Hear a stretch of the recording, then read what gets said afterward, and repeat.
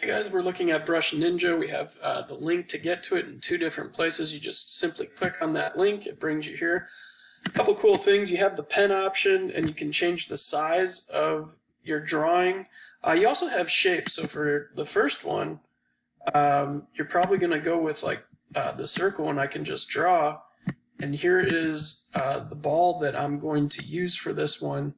And if I scroll down, you'll also notice if I start looking at my frames, there is an option down here to duplicate the frame. So I can duplicate and then potentially just move items.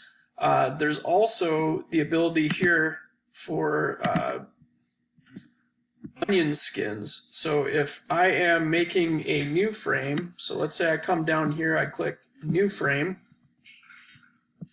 and if I put on the onion skin, it shows me where the ball was.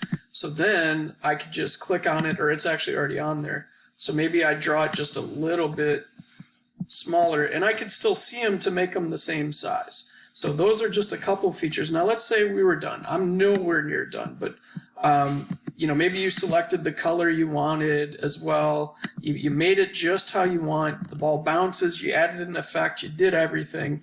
Last step is to click export, and you're going to want to go with animated GIF, and then you're just going to click the export button, and then it'll take some time, and that will export out, and it downloads in the lower left hand corner. Actually, my picture's in the way, but here it is, my animated GIF. It's there. You're going to save that in your files for today, and then we'll share all our animations in the end. We're going to make like 4 of them. So you can go ahead and enjoy this super easy yet fun activity today. Good luck.